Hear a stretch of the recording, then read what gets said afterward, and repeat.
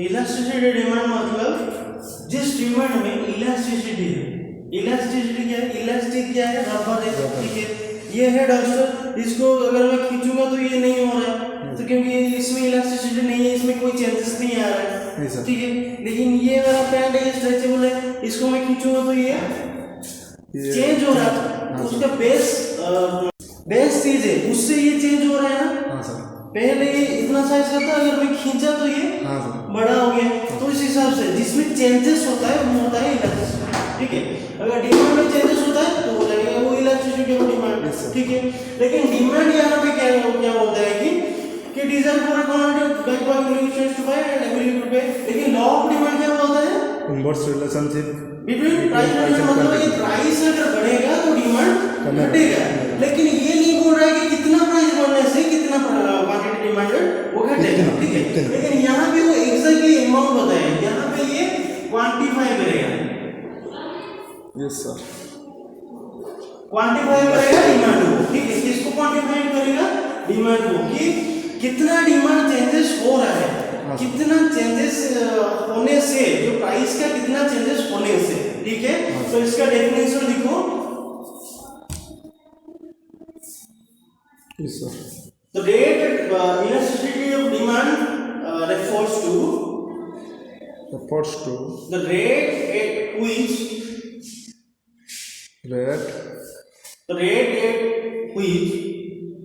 yes sir, demand changes with the change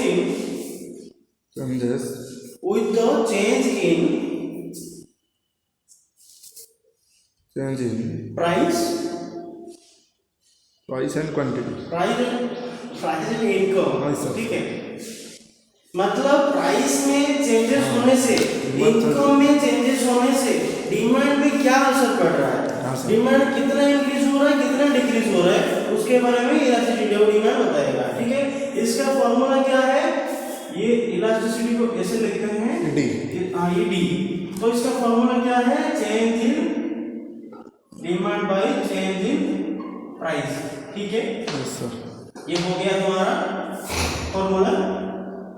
अगर इसको हम क्वांटिफाई करेंगे तो ये चेंज इन डिमांड मतलब कितना डिमांड चेंज हो रहा है, कितना प्राइस चेंज होने पे, ठीक है। इसको हम ऐसे भी लिख सकते हैं कि चेंज इन डिमांड को अगर हम परसेंटेज में निकालेंगे, सबको परसेंट में निकालना आता है, हमें भी आता है, तो यहाँ पे मैं लिखूंगा, इसको मैं ये लिख सकता हूँ ना, D1 मतलब कितना चेंज हुआ, मतलब चेंज होके कितना हो गया, D1 minus D divided by D1 minus D, ना sir, no sir, D1 minus D divided by D मतलब ओरिजिनल, ठीक है, इनटू 100। तो प्राइस को मैं उस हिसाब से लिख सकता हूँ, हाँ सर, कि P1 minus P divided by P into 100, ठीक है। हाँ सर, हाँ सर। तो इसको मैं काट दिया डी, हाँ, तो ये हो गया D1 टू D, जो माइनस करेंगे तो ये क्या होगा, चेंज होगा। तो इसको मैं लिख सकता हूँ del D by D divided by del P by P। Yes sir, ये लिख सकता हूँ ना मैं, हाँ सर, हाँ सर, लिख सकता हूँ। इसको सेम चीज यहाँ पे लिखता हूँ, del D by D divided del P by T। Yes sir, ठीक, ये डिवाइडेड फॉर्म है। अगर इसको मैं मल्टीप्लाई फॉर्म में करूं तो ये क्या हो जाएगा, del D by D multiply करूं तो क्या होगा, ये P ऊपर चला जाएगा, डेल P नीचे आ जाएगा, yes sir, P by del P, yes sir. तो सेम चीज को मैं ये लिख सकता हूं ना,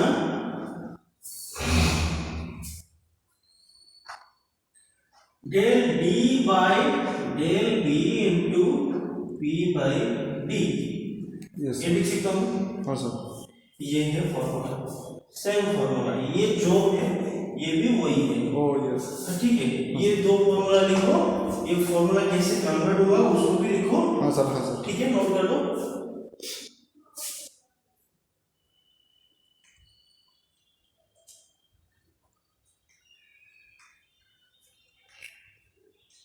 नोट हो गया?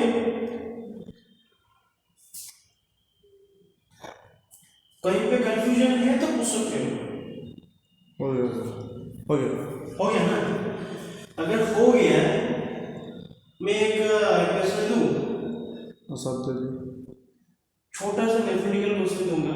ये कोई एग्जाम में नहीं है, तुम्हारे फंडामेंटल के लिए हाँ सर। एग्जाम, ठीक है? समझ लो एक प्रोडक्ट का प्राइस है 100, हाँ सर। ठीक है, और उसका क्वांटिटी डिमांड है 1000 kg, ठीक है? हाँ सर। समझ लो फिर उसका प्राइस चेंज हो गया 150 पे, ओके? Yes sir. फिर उसका क्वांटिटी डिमांड चेंज हो गया 750 kg।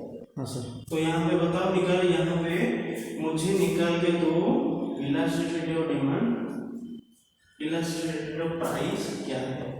प्राइस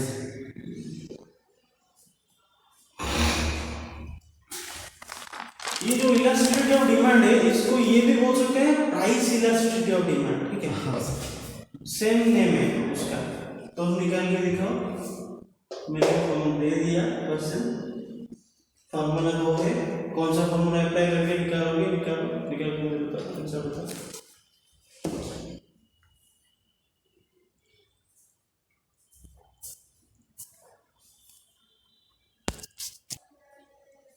तो इसका आंसर आया 1/2। Yes. तो हम देखते हैं निकाल के। तो ये फॉर्मूला में पुट कर देंगे डीपी, ये क्या होता है? Del D. यस, डेल तो डी। डेल डी कितना है? डेल डी है 1000 kg। Del D 1000। हाँ सर। ये 1000 था, लेकिन हाँ सर। 750 हो गया। 250। 250। हाँ सर, तो चल PD equal to 250। Yes sir. Divided by कितना? Change in price 50 into into D 100। कितना है? सॉरी, पी कितना है? 100। पी है 100। Yes sir. 1000। तो ये कितना है? 1000। दो टू जीरो काट देंगे, एक दो जीरो काट देंगे,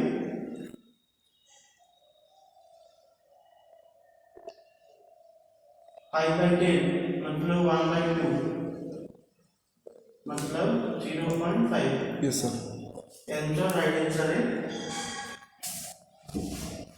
आ गया समझ में। समझ में आ गया? अगर कहीं पे भी देखोगे इस टाइप का क्वेश्चन तो कर दोगे? हाँ सर।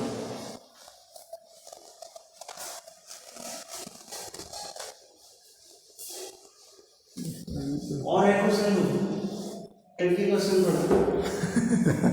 चलो ट्राई करेंगे सर। ठीक है। हाँ सर।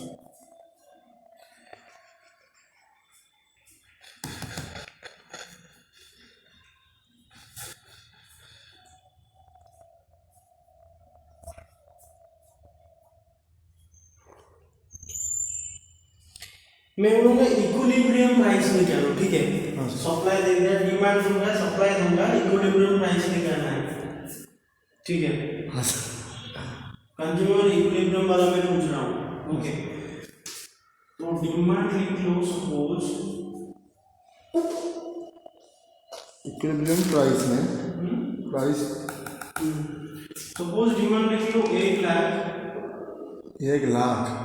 हाँ, माइनस 17p। तो सप्लाई क्या है उस हिसाब से 50,000 प्लस 8p। तो इसका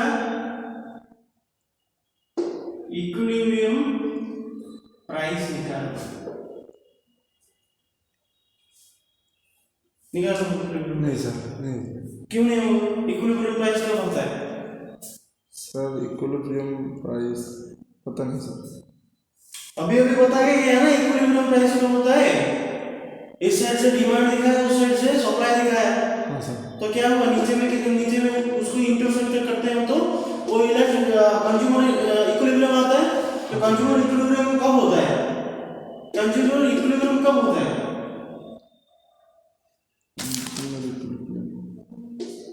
कब होता है? जब सर इंटरसेप्ट होता है, इंटरसेप्ट का each मतलब other. क्या है? इंटरसेप्ट का मतलब क्या है? D is equal to S, demand is equal to Yes. Supply. तो यहाँ पे डिमांड इक्वल टू सप्लाई कर दो, हो जाएगा। यहाँ पे समझ नहीं आ रहा है। मैंने बोला कि इक्विलिब्रियम प्राइस निकालो, ठीक है? ये हो गया तुम्हारा डिमांड लाइन, यस ये हो गया डिमांड लाइन, ये हो गया सप्लाई लाइन, ये पॉइंट है equilibrium level of consumer equilibrium. तो इस लेवल पे यहाँ पे हो जाएगा ना प्राइस, इक्विलिब्रियम प्राइस। इसको निकालेंगे, कैसे निकालेंगे? जब डिमांड एंड सप्लाई इक्वल होगा तो भी जाके ये निकलेगा ना।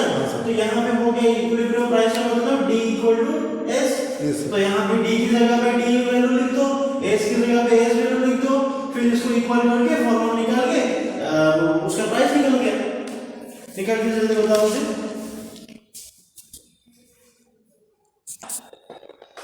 निकल गया आंसर? हाँ सर। कितना हुआ? 2000। एग्जैक्टली। कैसे हुआ? Sir D equal to X और 1 lakh 1 lakh minus 17 P equal to 20,000 plus 8P। Yes sir. तो इसको वहाँ पे लिख देंगे, इसको यहाँ पे ले आएंगे तो ये हो जाएगा 17P plus 8P equal to 1 lakh minus 50,000। तो यहाँ पे हो जाएगा 25P equal to 50,000। Yes sir.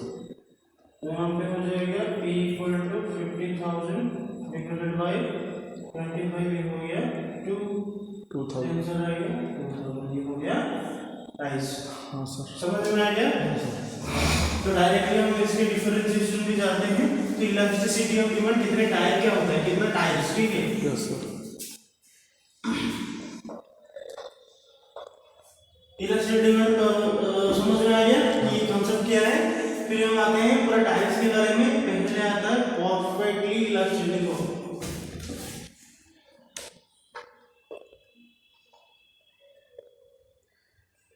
perfectly elastic of demand ED perfectly elasticity of demand। फिर सेकंड नंबर पे यहाँ पे लिखो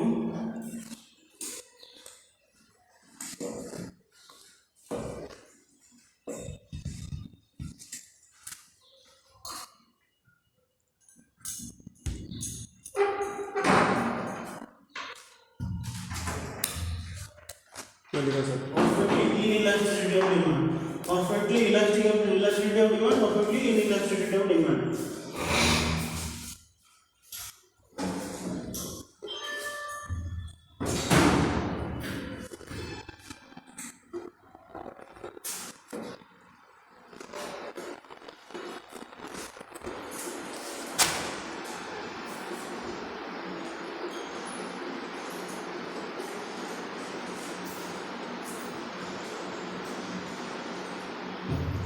relatively elastic of demand relatively elasticity of demand। yes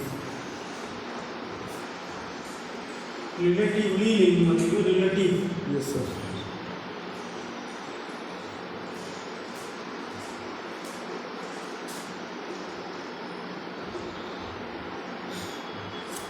relative inelastic of demand yes